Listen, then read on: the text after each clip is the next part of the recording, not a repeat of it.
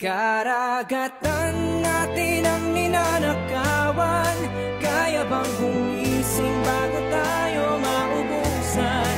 Karapatan natin ay paglalaban. Sumabay sa paglayag habang sinisigaw at naninindig ang atin ito.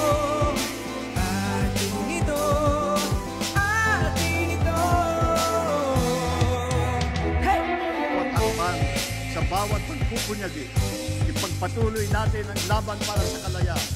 Kalayaan mula sa kahirapan, kagutuman, kawalan ng katarungan, at iba pang mga balakid sa ating pagmulat. Lagi lamang po nating tandaan ang kasaysayan, ang siyang susi natin tungo sa wagas at tunay na kalayaan at sa kinabukasan puno ng pag-asa, kaliwanagan at kasaganahan. Mabuhay ang Pilipinas! Mabuhay ang ating kalayaan! Mabuhay ang lahing Pilipino ngayon at